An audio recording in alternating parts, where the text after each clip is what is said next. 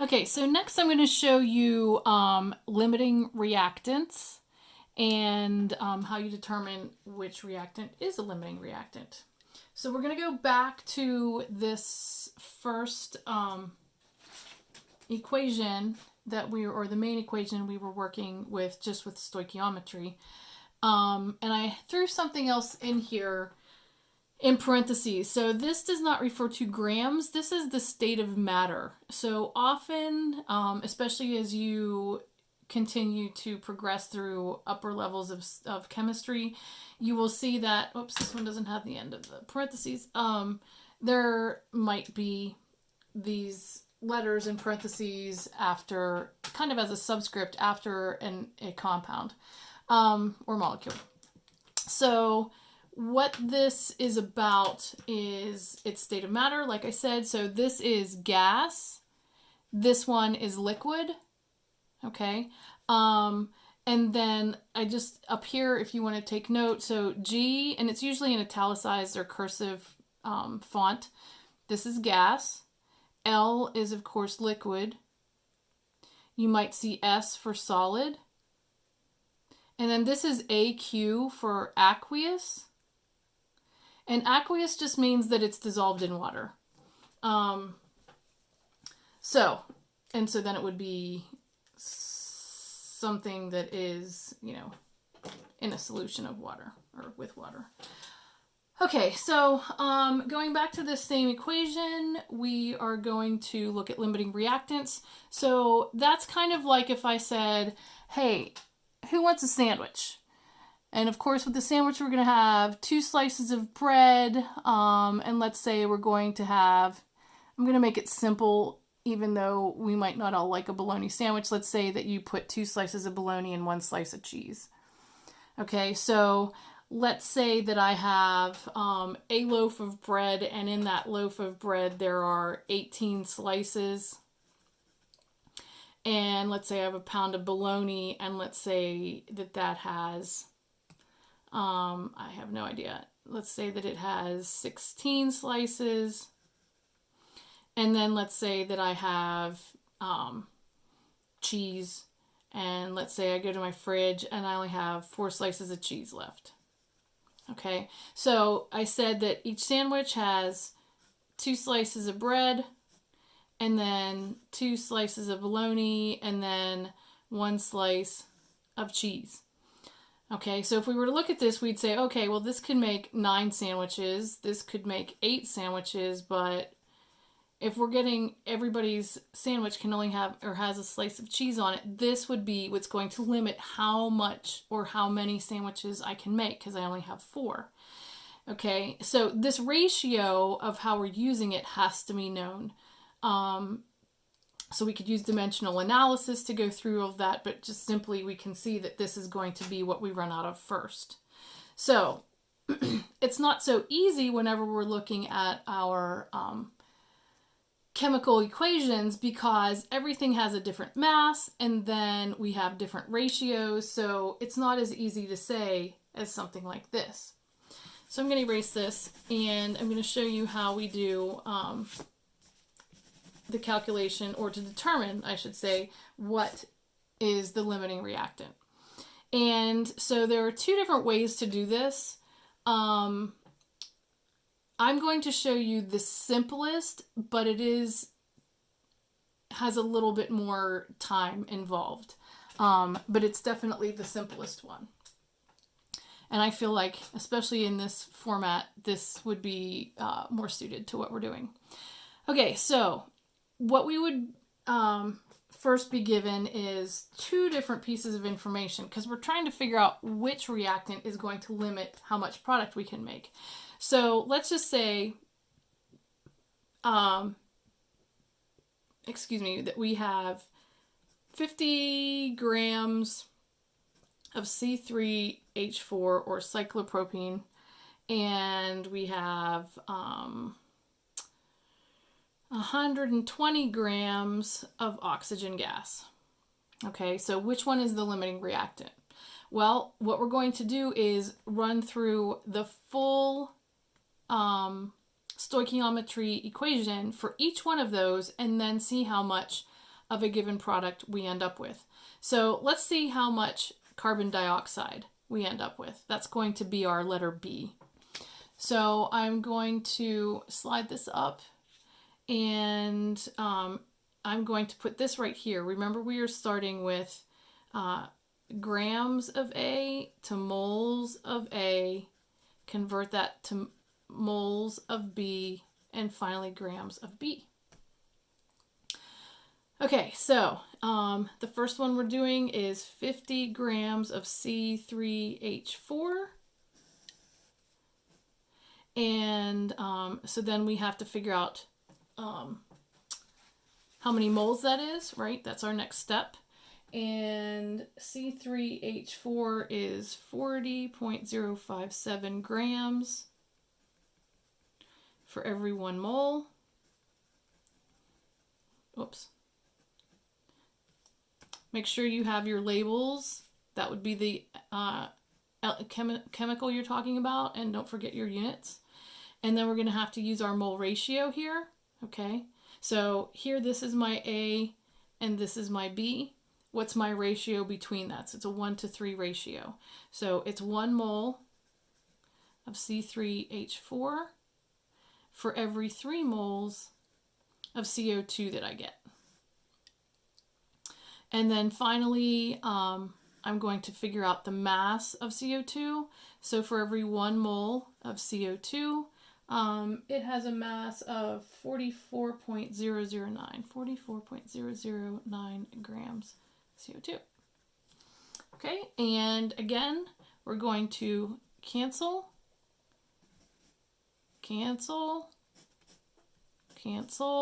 and now do our math, and that's going to give us our grams of CO2. Okay. So I am going to take 50 divided by 40.057 times 3. So 50 divided by 40.057 times 3, and then times 44.009.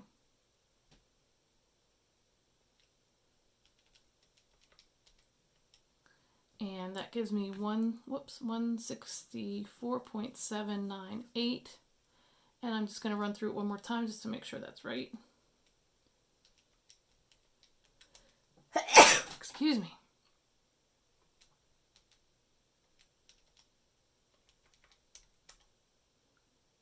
Well, I must not have cleared that.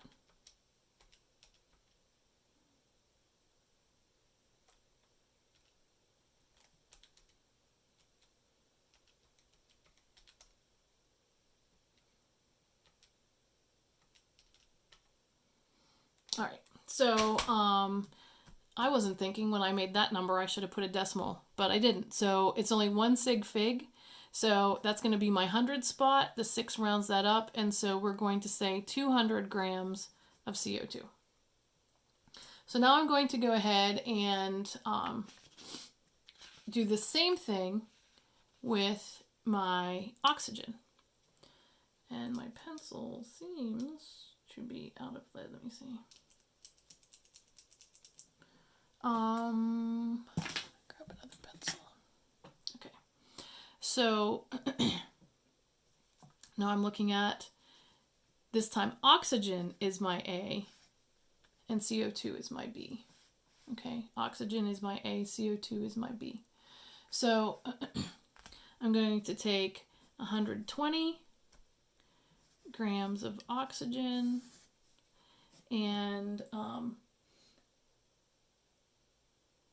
that's going to be 31.998 grams of oxygen for every 1 mole of oxygen. And sorry, that's kind of getting off the paper there, or off the screen. And then this ratio is going to be 4 oxygen to 3 CO2. So for every 4 moles of oxygen, we have 3 moles of CO2. And then for every 1 mole of CO2, we have a mass of 44.009 grams. Okay, so while you're hanging on there, I'm going to take 120 divided by 31.998, then times 3, this is at the top, so times 3, and then divided by 4, then times 44.009. And I get 123.783, and I'm going to do that one more time. 120 divided by 31.998 times 3 divided by 4 times 44.009. 123. Okay, so this has 2 sig figs, which means I can take it to here. Remember, the 1 has to stay in the 100 spot, this has to stay in the 10 spot, and then this is going to be 0 without a decimal, otherwise this would be significant. And this is grams of, whoops, I forgot to label that, CO2. Okay, so now I have to figure out which one is my limiting reactant. So to limit it means that it makes less, right? It's going to stop the process before you run out of the other one, which would be the reactant in excess. So which one of these is going to create less product? Well, even if I take this 200 back to this number that isn't significantly accurate, this is still going to be the one that limits it. Okay, so this is my limiting reactant. So you might have a problem just asks you the limiting reactant. It might ask you, okay, well, if that is your limiting reactant, then how much water are you going to make in addition? So lots of different things we can do there. Or they could, play around with the same equation and the same numbers, and you can continue to do problems. There's only one last thing, and this was going to be the third lesson. I'm going to throw it in now so that if you're working on problems or papers and it's kind of like a run-on problem, multiple steps, you can just do this as well. So the last thing that we're going to look at as far as our stoichiometry is concerned is something called percentage yield or percent yield. So I'm going to slide that up, and percentage yield. So this is super important, excuse me, in industry, especially in pharmaceuticals. Excuse me. So, there are people who are paid $1 million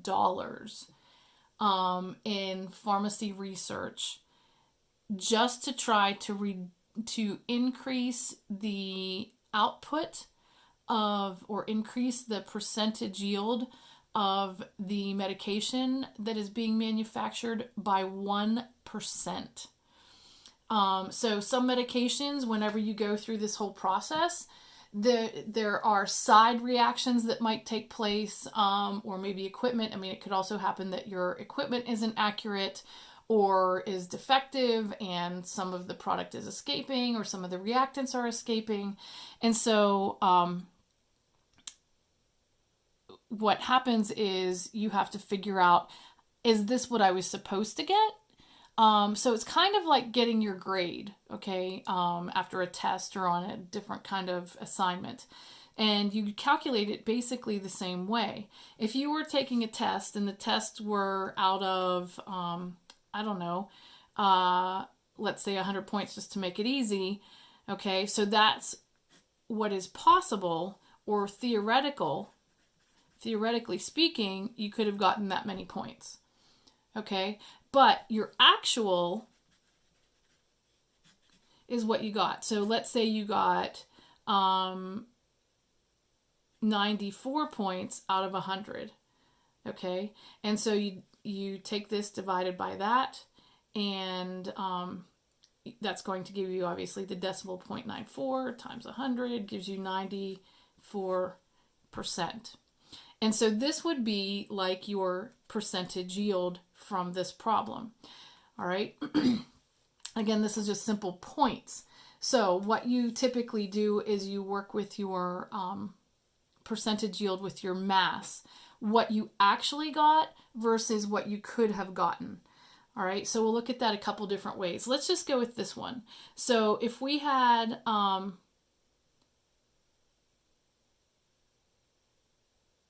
isn't that interesting? I didn't even realize that till now. So 120 grams here and 120 grams here. So let's say that we are just going to work with this problem with this as our limiting reactant. Okay, this is my limiting reactant. This is how much product I can make. Okay, and this is my limiting reactant. So if I said that in this one manufacturing or processing of my cyclopropene that I actually only got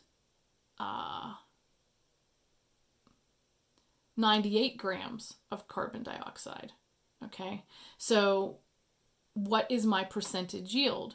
So again, just like a grade, you would say, okay, and they would be giving you this information, for example. So 98 grams of CO2 out of, so this was the actual, out of the theoretical, this is my theoretical, okay? Theoretically speaking, if everything's perfect and works as it we would hope it does, then we would end up with 120 grams of CO2. So that's my theoretical.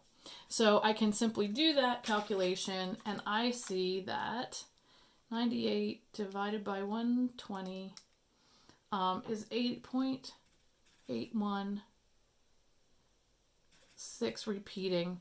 We're only going to have 2 sig figs, so we're going to say 0.82 equals 82% yield. Okay, another way I can approach this problem is, hey, whenever we go through this reaction in our industry, we only have a percent yield of, let's go back to this number, of 94%. Okay, so how do we calculate that? If we have actual over theoretical equals our percent yield, in other words, actual over theoretical equals our percent yield, right? So times 100. So what I'm going to do here is I'm going to say, okay, actual over theoretical equals my 94%. And I'm giving you that information, okay? In this instance, I'm giving you that information. We can see the theoretical is 120, so I'm going to substitute that in there. And so what is the actual yield if I'm getting 94%? In other words, at the end of this, what would I actually get? So how do you manipulate that algebraically? So remember, we have to get this out of the bottom, or the denominator. So we're going to multiply both sides by 120. So that cancels this out. And I'm going to multiply this by 120. So 94%, 120 times 94%, or 0.94, gives me 112.8 grams would be my actual. Then keeping in mind I can still only have 2 significant figures thanks to this number and this number. That leaves me with 110. No decimal, grams CO2. Okay, so you can do it that way. Another way, if you were to look at it, the third way that you could do it is you could calculate the theoretical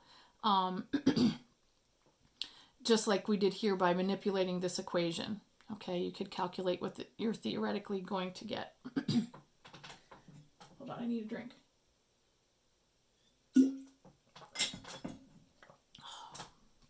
Okay, so that would be the third way to look at that. And if we were going to do that, let's say that we actually got, and this would be a different scenario because we already know this one. So we actually got in an equation, let's say 58.6 grams. We're looking for what the heck is this theoretical if I am at, let's say we're only at 71%. So that's not a very good yield. So how are we going to get this? We have to get this by itself. So we have to multiply both sides by t, but then divide both sides by 71. divide this by 71, or 0.71. And so that's going to give me, so we would expect this number to be higher, right? A good deal higher. So 58.6 divided by 0.71 is going to be 82.535, or thanks to this number, that's going to round that up, and it's going to be, whoops,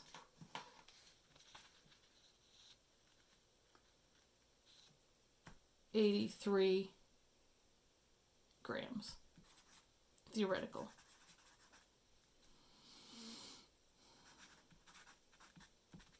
Depending on what it was we were talking about. Just trying to show you that. And I hope that wasn't off the screen the whole time. So I'm going to upload this, and then you can continue with your practice problems.